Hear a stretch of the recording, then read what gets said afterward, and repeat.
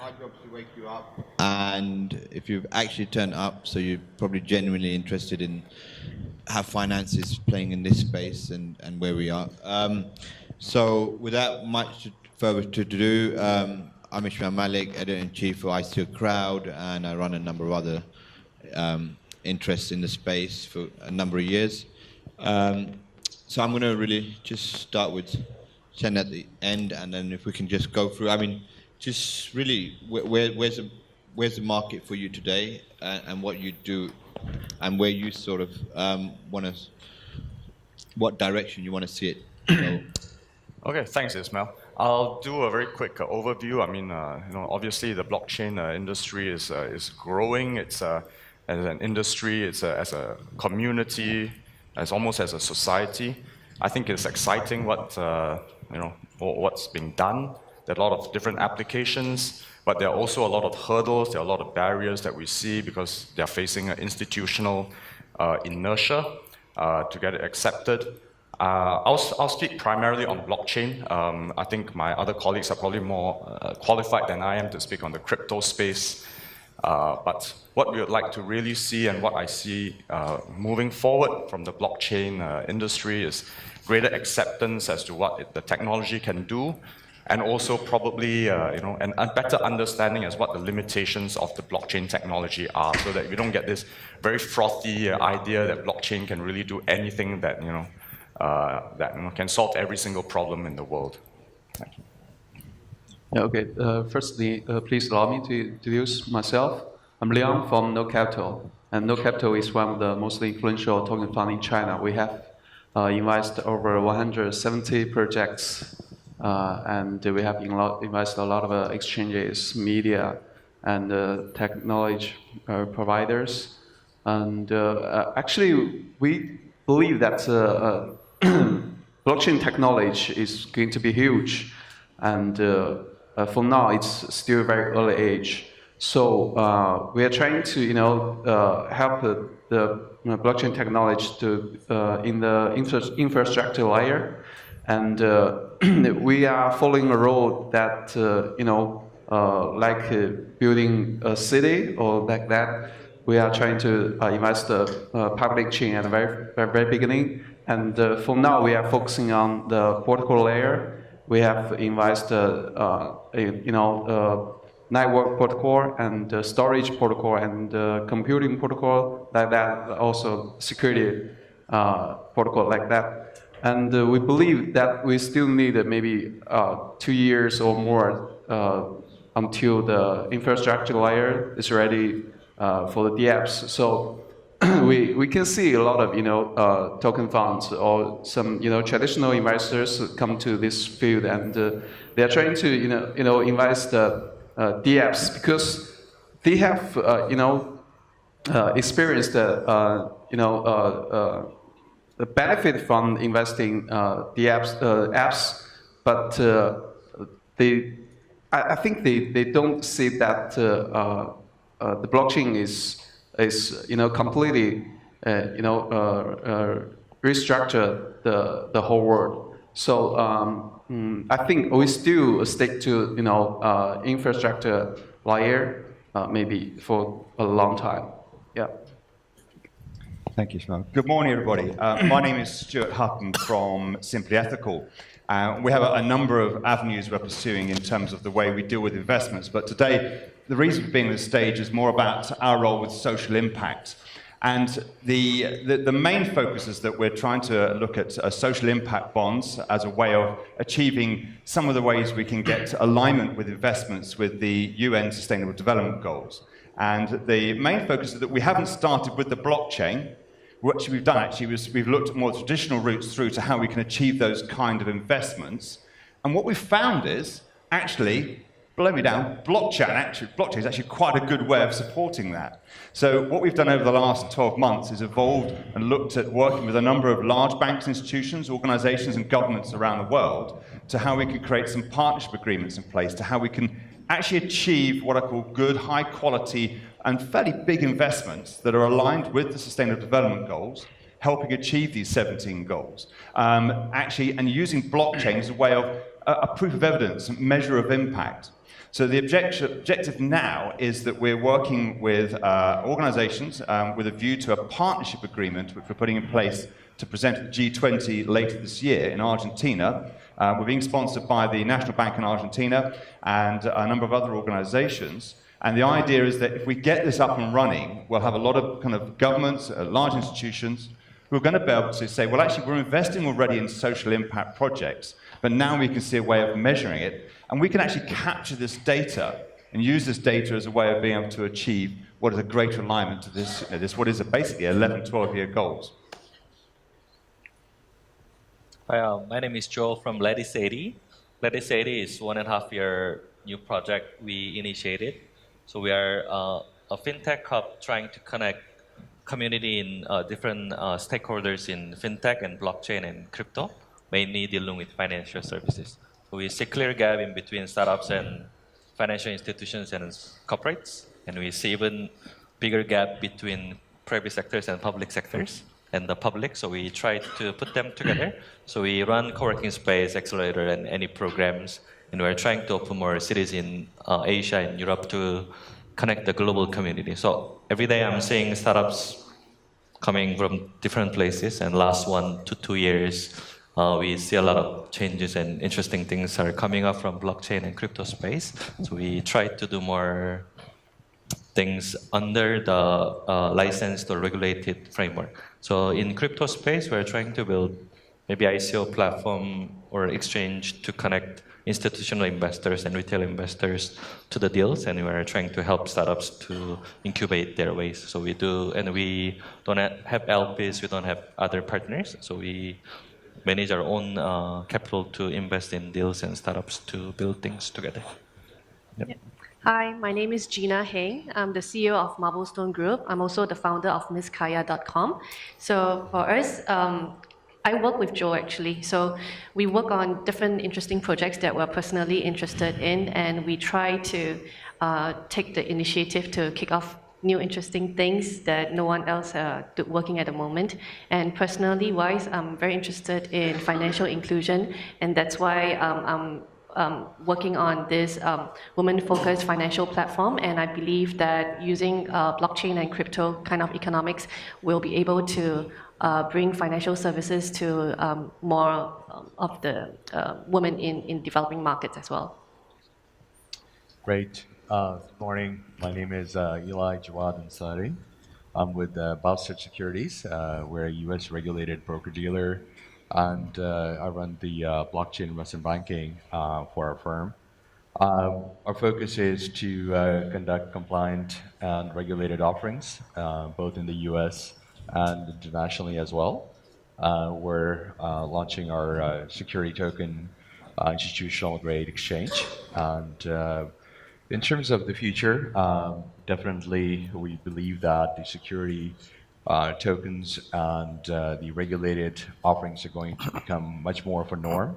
And the security tokens and the utility tokens might even converge, but we definitely believe that's where the industry is going.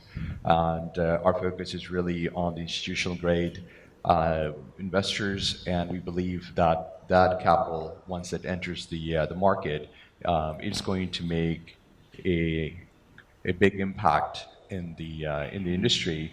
And we understand that market, we understand how they operate, being in the institutional space and in the exchange space. And we're looking to also develop products and services to help them transition over to the space. So, fantastic. So let's sort of really cut straight into where we're heading. So there's a sort of, we're at a crossroads. Does traditional capital move across and accept the tokenized model, or does the tokenized industry move across and accept the security token? So I just wanted your view on where in this crossroad you see this sort of, which direction do we head, or are we still likely to see unclarity for 6 months? And just your views on this. Do we have to choose? We go around. Okay. Yeah, I think I think this is something that all of us struggle with. Obviously, we've got to really understand all the different nuances of whether we go with equity or a securitized token or a utility token. Well, at SG Innovate, we are an institutional fund. We have invested in blockchain companies, but we have always focused more on equity, primarily because there are legal frameworks that support an equity involvement with a company.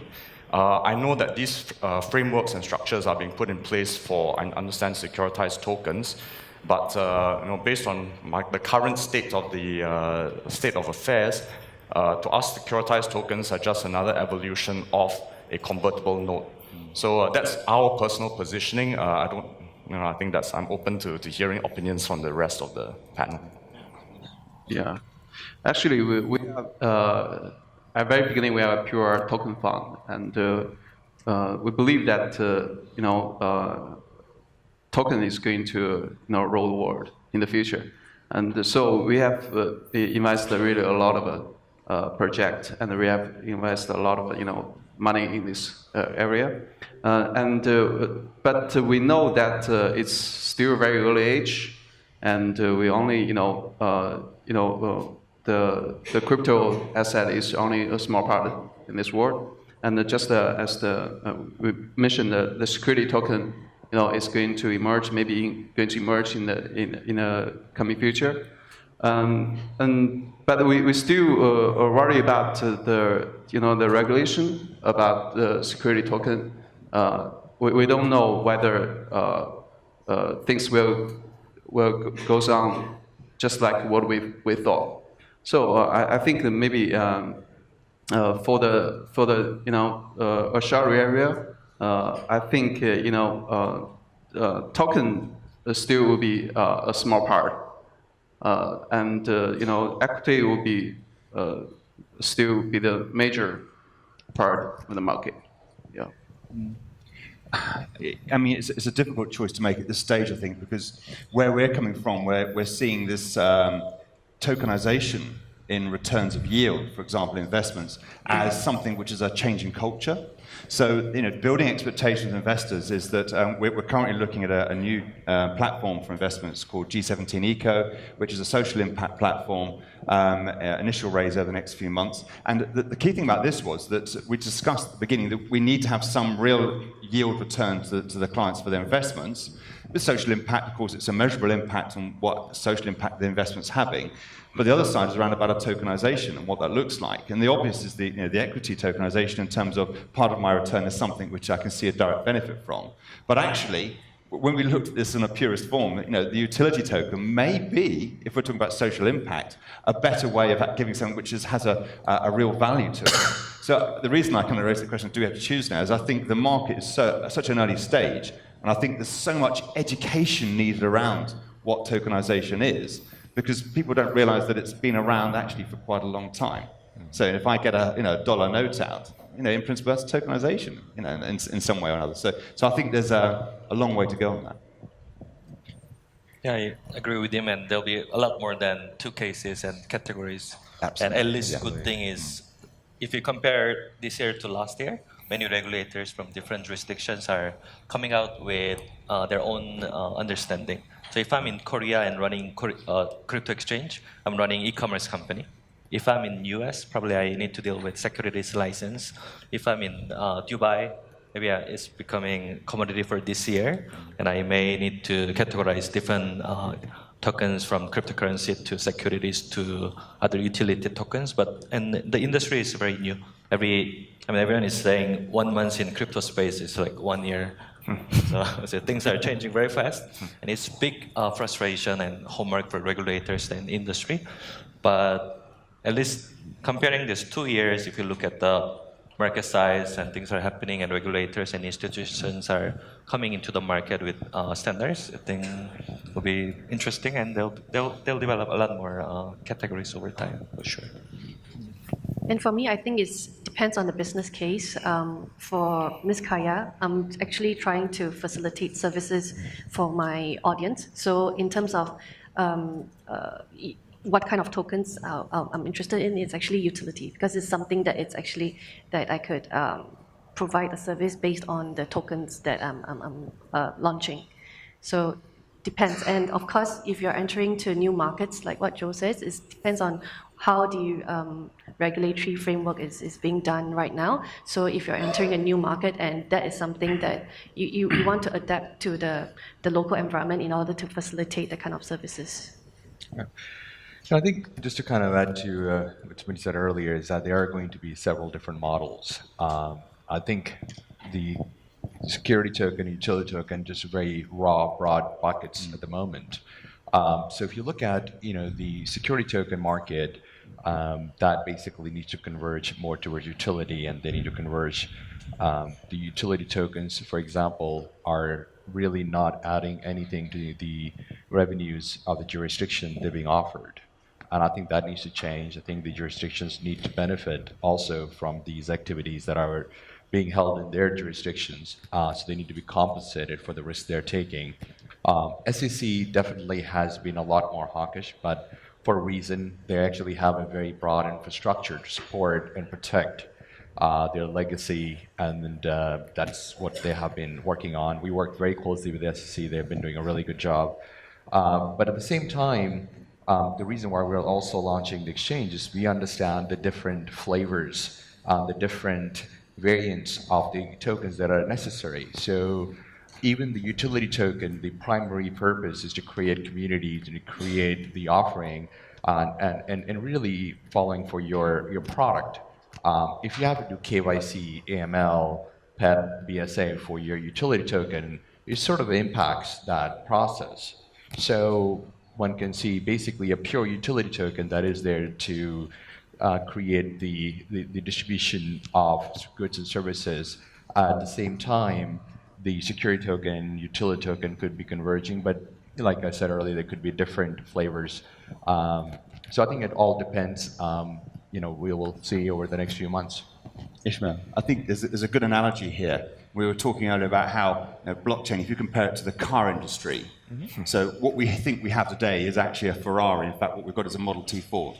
We are many decades away, not in real terms, because I think it will move a lot faster than the car industry. And on that basis, when Henry Ford was first mass-producing the Model T Ford, he said you could have it in any color as long as it was black. Now, if you go and buy a car nowadays and you want a red car, if you go to one manufacturer, they will have hundreds, if not thousands, of different shades of red, and same in blue, and all these different colors. So I think one of the things to understand is that actually, sitting here on stage and out there, we don't really know where this is going to end up in some ways. And in some ways, I think that's why this is such an interesting question, because it's thrown wide open. I think the opportunity is there for us to evolve that. So any of you can jump in on this. We've seen sort of this first period of 2018 was largely sort of the death of the ICO as we know it, right? So we had a big splurt of ICOs and excited and tokenization of anything and everything. And we still have ICOs per se, but we've moved right into this private round, pre-sale, private sale, and then no public token offering, right? Just jump in. Is this the regulator? Is this because too much regulation, risk of regulation, or is this a maturity in the market? I'm sorry, could you repeat that last part? I just missed that last part.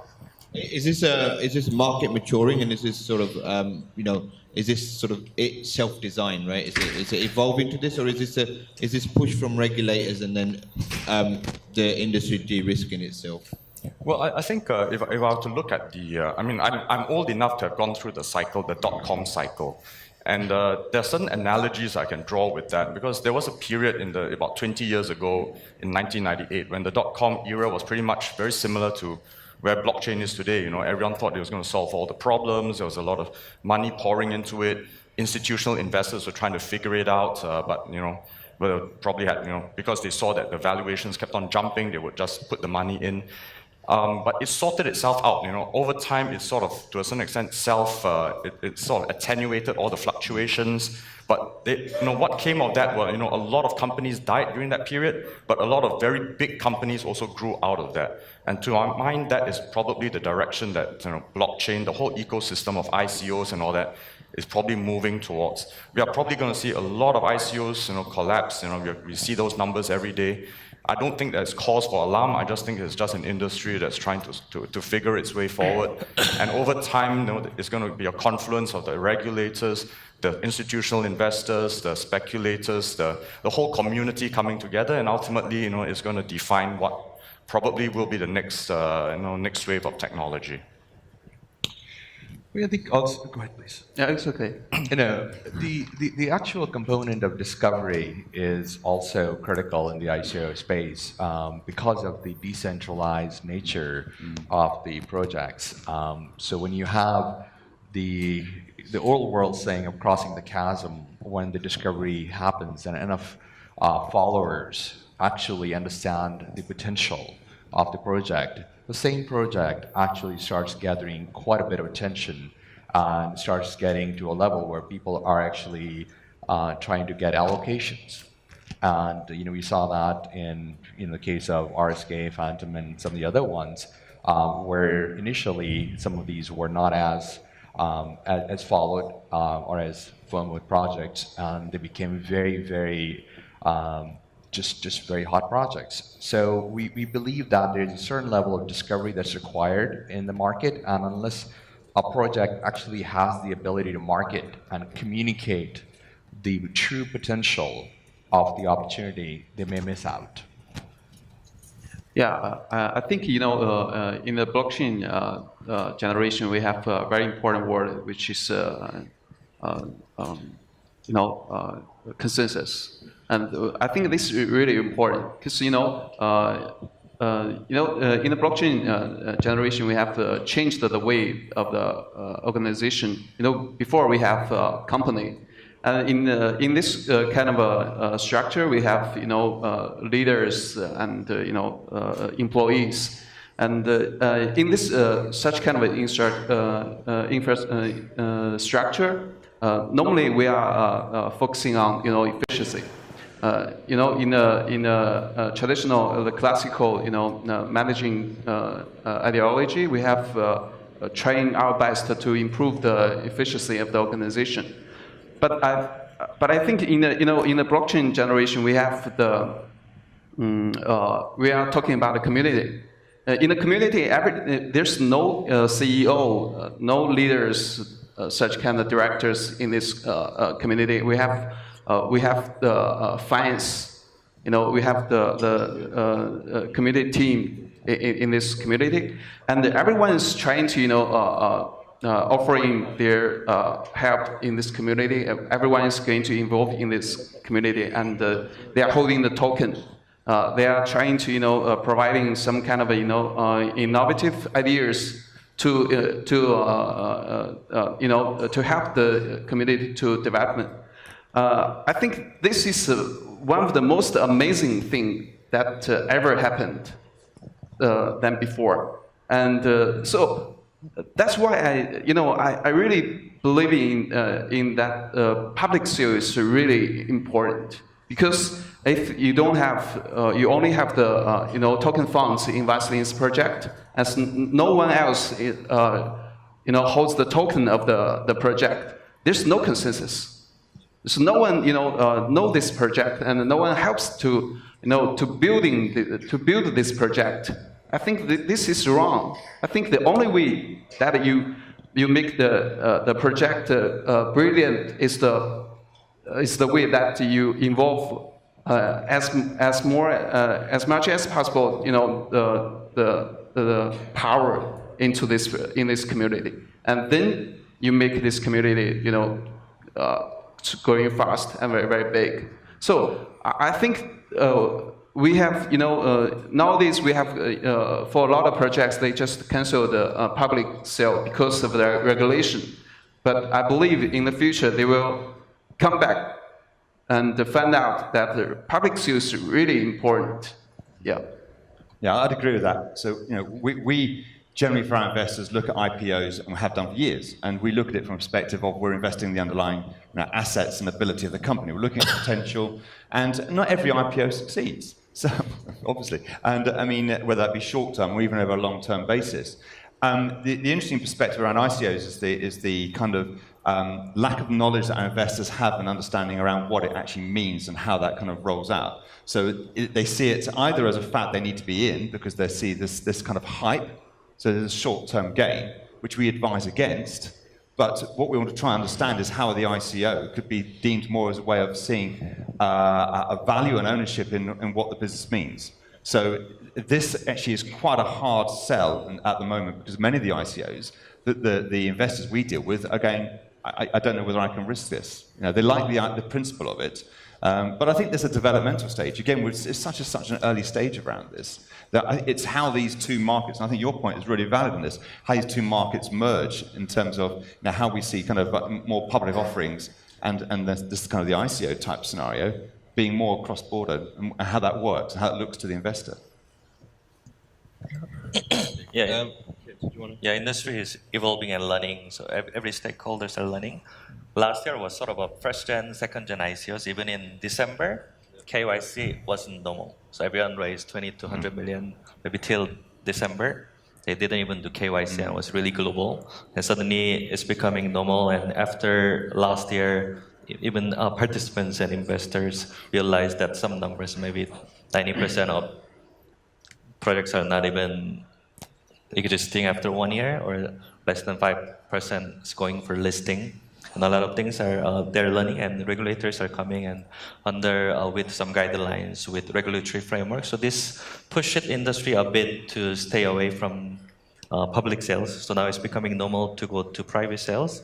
And same time, I see a lot of institutions are coming or trying to come or in between. So Singapore is one of the best places we can see how market is moving in crypto. So last 6 months, I wasn't spending much time here, but after 6 months, I see 15 new crypto funds sitting here. They call themselves as a fund. They manage 5 million, 10 million, 20 million, from 1 to 2 million, became 10x, 20x kind of return through last year. So market is running, but we really think this is early stage because they haven't, it's somewhat similar to crowdfunding and a couple of existing things, but they're not utilizing the power of consensus community and even technology.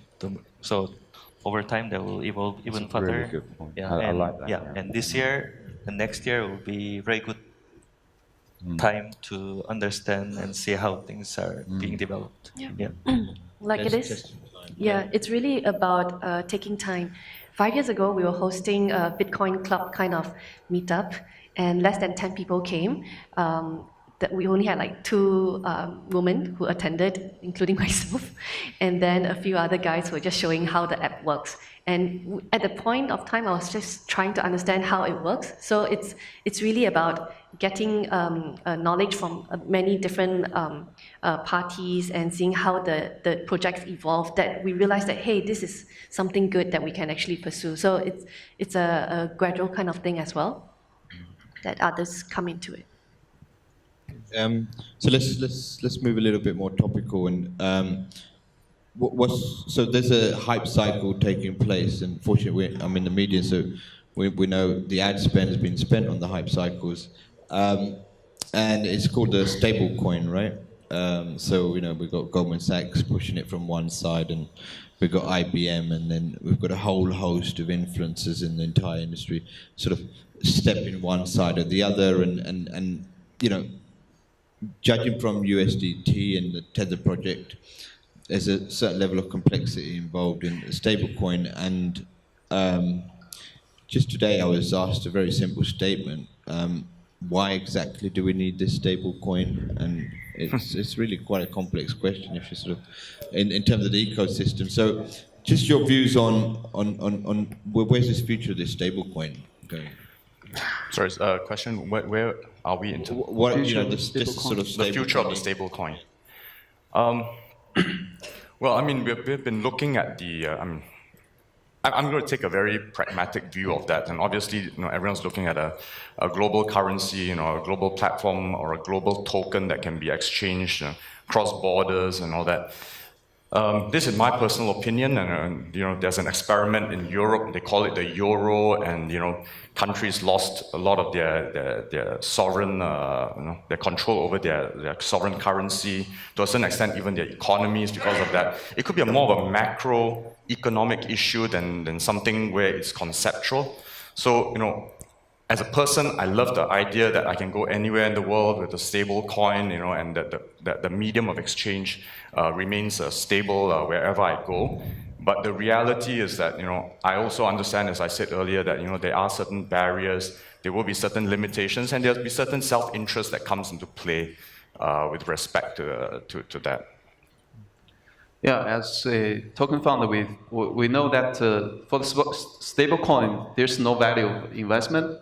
But we think that a stablecoin is really important in the crypto world, because at the very beginning we don't have such much weight for the traditional money to come to the crypto world, but stablecoin have built such kind of bridge to help the traditional money come to the crypto world, and it really is help a lot. But in the future, I think as we have more and more crypto currency, and we believe that the stablecoin one day will vanish in the crypto world. But I still think that will play a very important role in the long term. Yeah, but we don't need that much stablecoin. Maybe we just have three, 4, 5. It's okay. Yeah. I suppose it comes down to how you view the crypto world, the crypto market, in terms of currency versus what is crypto asset. And from our perspective, we don't invest in cryptocurrencies because we believe what we're investing in is more like a commodity-like environment. And I think as this kind of market moves forward, I think we see this opportunity around having a stablecoin as something which is going to be more of a different value to the investor. And I think also from an authentication, and trust basis going forward, that's what we're looking for here. So if we can see that evolve in that way, then I think there's an opportunity for it, definitely. And it just then depends on how that whole market then kind of rolls out over the next few years, especially with, we see kind of more tokenization evolve anyway. How they interrelate and interdependent upon each other is going to become important. And from a social impact perspective, coming back to what I was talking earlier, that's important for us because the one thing we don't have is that ability to have something which is kind of a centralized, decentralized, if that makes sense. And I think it's something which we would like to see because it would give us a crypto asset or cryptocurrency that we could then use in a broader sense. Yeah, there are a couple of places where we can take a full leverage, bring this stable coin. One of the interesting area will be, our focus is finance industry. So for banks, remittance is no-brainer. It's cheaper, faster, and more efficient, and bring more transparency. And one of the main focus for us is for governments. So, everyone is talking about smart city, smart nation, and smart money. Blockchain is one of the, I think, the most affordable technology where we can bring real compliance into the market. From the time of the creation of money, and every single transaction, so each cent is on the ledger. So typical AML below 5,000, 1,000, they don't even do it. And anything like $1, $2, $10 insurer claim, they have no way to do it. I think blockchain is one of the only solution to come into these things. Yep. No, I guess it's very simple. I see it's more in the bridging kind of function where traditional kind of finance kind of facilitation can also be applied to crypto over time. I think from the exchange perspective, the stable coins, especially for institutional exchange, provides the flexibility and the convenience of parking the assets, of course. Crypto digital assets are definitely high alpha, sort of overall the asset class. But at the end of the day, like you said, Leon, we need to have only a certain number of stable assets because in order to really make the stable assets solid and actually stable, what makes it stable is you need to have actually reserves that are auditable. And we don't have that at the moment. Some people might differ, but at the moment, we don't. And that's why we need to have stable coins that can be on multiple exchanges, but they are deep, they actually have the reserves, and the community actually has confidence in the team and also in the underlying reserves. Okay, just sort of antagonize it a little and get off this train of capitalism as usual. So, crypto utopia is, largely sitting quite happy in the corner and saying, right, the hype cycles are working, everything's fine, and we're dragging you all in the net, and it's all going to plan. For us, it's decentralized, it's embedded, it's machine to machine, it's smart contracts talking to each other, and these exchanges are not going to be centralized for much longer. Custody on chain is arrived, clearing on chain. All the key components that are missing from the traditional fiat architecture are all sort of coming on, and just coming back from Korea and looking at the new derivative platforms that are decentralized. We're about to take a big chunk of the existing fiat market and move it aside. And when it's my DAO and my smart contract that's going in and picking what exchange it wants to choose, and this is stuff we're already running in the lab and working quite successfully with. We really don't need to follow any of this existing model of capitalism, right? It becomes redundant by the fact that it doesn't have relevance any longer, and my DAO does it faster, quicker, easier, and I can swap one token atomically for another near atomic, just by the mere AI deciding on chain that that's the best decision to be done. So are we giving ourselves too much of a self-importance in this space, in terms of the input we can do, as this technology races ahead of us? Just your views on that, so we're not getting We can start over there and then come. Give me time to think about it. Okay, I suppose from where I view this, we've never seen this as the kind of the starting point for us anyway. So the environment I work in is around the impact we're having on the world around us, the planet, the people. So from my perspective, the self-importance doesn't relate to this. We see this as a potential avenue that can add to what we were trying to do already. So, in the conventional bond market, where we're saying, well, okay, let's go for a green bond, let's try and do something that's, creates something which is doing good for renewables, is an energy source. We can do this. Now, if we've got an ability to use blockchain as a support mechanism, if we have an opportunity to use tokens or even cryptocurrencies as an asset of exchange, then actually, this is just part of a bigger picture. And I think, I suppose what I've recognized is stepping into the, let's call it the Bitcoin world, which is kind of where this has been dragged as the center point, is that there is this kind of small ecosystem of people and environments and investors that kind of get it, and they understand and they're benefiting from it. And that the broader perspective of the world is, well, this is not something we're in. So my background is Islamic finance, and we have the same issue there, in that, our specialism is such that because the majority of the world don't necessarily understand the values-based initiatives around that, and one of our purposes, the RFI, is to broaden that through to the ethical and SRI market. I think that's exactly what needs to happen, probably with the crypto environment. So we can see this it has a purpose as mainstream, but also it doesn't lose its identity. Yeah? Hope that creates a bit of a conversation. I can take that. I've had time to think of a little bit about it. It's a deep question. I didn't want to trivialize it by just giving the standard reply to that. I think that, the vision definitely is there, but fundamentally, it has to improve the way in which we do things. It has to make our lives easier. If crypto is going to make things easier for us to transact, exchange goods for services and all that, then obviously there's going to be a groundswell of support for that medium of exchange. And there will be honestly nothing that governments or other institutions can do about it, because they're going to be left behind in the wake. But are they currently at the stage I am not sure. I mean, we could be at the starting point. I mean, I carry a digital wallet. I don't dare to leave the figures, the numbers on my exchange because of all this hacking on the exchanges. So a lot more needs to be done on this, and to issues on consensus.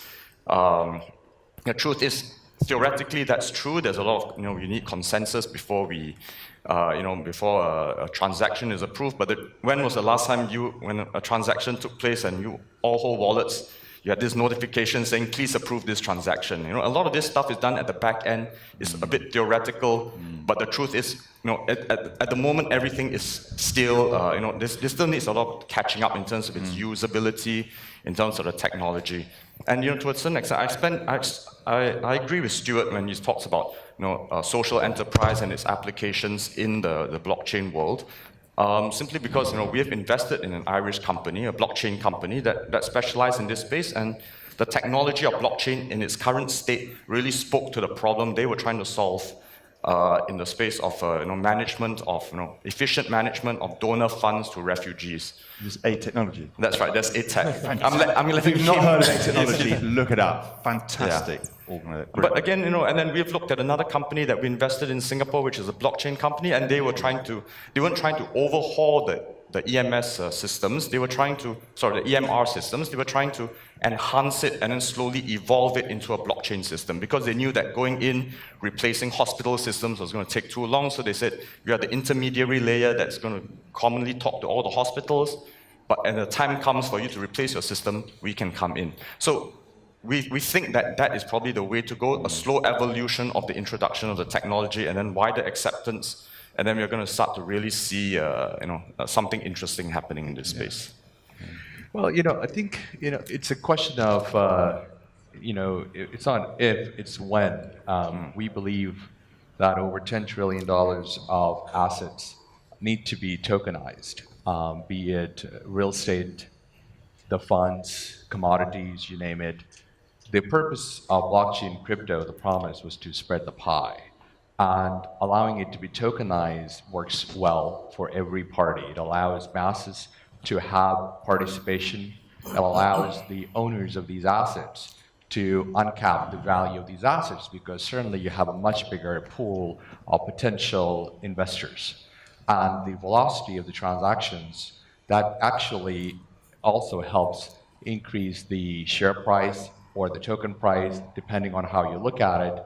But I think it's just a matter of time. And, derivatives you mentioned, I think that's just the tip of the iceberg, but we have a long way to go, so. I agree with you. One of the key things here is that what we're seeing is that from 20 years ago when we had the dot-com bubble, and we were talking about the investments then it was very much about how much money can I make. What we're now seeing is millennial engagement, millennial investors, and even the kind of the next generation. And one of their key perspectives is not just trying to go and make as much money as they can. They want impact with their investments. They want to make money, of course they do. They want to make money somehow, but they want to do something with it. And I think this is the key change this is going on now. And therefore, you can either be the wolf of the crypto world in terms of Wall Street, or you can actually do something good with this. Absolutely. And I think this is the pivot point change. Yep. I think actually that'll make the difference. Absolutely. If we see the good that can be done with it. Yep. I mean, just to kind of add to that for a second, if I may, earlier we were talking about like a water project in Guam. In a traditional equity framework, it's impossible to fund such a project. But imagine you can actually do it on blockchain with the transparency and accountability of blockchain and the distribution of funds, program and smart contracts. That is possible. That it really allows a triple bottom line. I think to what you were saying earlier, it opens up a lot more open avenues and venues. So it's pretty exciting. And A technology does that in terms that you get a text message when the money that you've donated to that charity has been used by somebody in some far-flung corner of the world as part of their aid package. Yep. And it comes, and it's just like, this is what blockchain's about. So one of the ways blockchain is best described is the Internet of Value, and that statement is a very powerful statement if sit back and give yourself a couple of days off and really dig deep into how value is obtained and the streams and where it's attached. And are we now at the stage that we can start to reevaluate value itself, right? And all the value streams and use this blockchain and crypto layer to start to really expand our horizons on what we give value, how we and for me, sort of the early symptoms of this is like, we can airdrop value, and we can we're working on a project now where every step someone takes, we take that value and we give it back to them, and the insurance company gives them discount for being healthier. So it can be very monetary, but it can be otherwise, and this really, we're at the dawn of an age post money, sort of as we view it. Just wanted your views on this vision of this frictionless value transfer and the internet of value. So from me, okay, okay. Actually, I want to see. I want to give us an example. In last month, the Chinese market, the Chinese government just announced to issue around $100 billion dollars, and the whole market is scattering because our money is getting cheaper, and we have if we don't have Bitcoin, we have nothing to do with this, right? But now we have we have another choice. We can you just throw the RMB, you just buy Bitcoin. This is a generation that give you way to choice. Give you a choice that you can just fight with something that really powerful at the very beginning. It seems that at the very beginning, before the Bitcoin come up, it seems that you have nothing to do. You can do nothing with this, but now you have a choice. I think this is the this is the most valuable thing. This is much more important than everything else. In this generation, you got choice. This is so important, and I think sometimes we are thinking about the good thing and bad thing about Bitcoin and blockchain technology. We think it's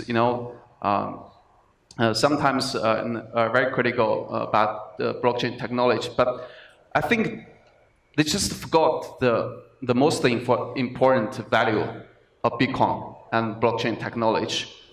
I think choice is so important. So no matter how other guys talking about blockchain technology and talking about Bitcoin, to my point and to no capital, I think we have a faith in blockchain technology, and we have a faith in Bitcoin. I think that's all. Yeah. Anyone want to chime in there? Yeah, if you compare internet to blockchain, internet wasn't designed in a way, technology-wise, it wasn't designed the way I can email money to you. But from the beginning, blockchain and cryptocurrency designed in a way to transfer the value. And the important thing is, if you look at not just technology point of view, but if you look at the economics and the culture out of this blockchain and crypto community, they're really community-driven and they believe in what they're doing. So the meaning of or definition of value can be a lot more than technological point. And I'm learning, but one of the good example is this Telegram community and ICO to raise money. Who's talking about below 20 million? Everyone remembers how difficult it was to raise 500,000 1 and 2 years ago? And we're doing one of the ICO campaign this year. I'm spending $0. I'm just sharing through partners, Twitter and things. I see 27,000 people came to my Telegram group, and more than half of them are doing KYC. They're putting their ID copy, sending address of proof for $2 in the future credit. So this is definitely more than money, and value and culture things around is quite interesting. Yeah. So just wrap up and look, really appreciate a very attentive audience who turned up for the first session. And I'll probably just wrap up with something completely meaningless, but it's. I've been increasingly picking up these things, and it's the physicalization of a digital asset.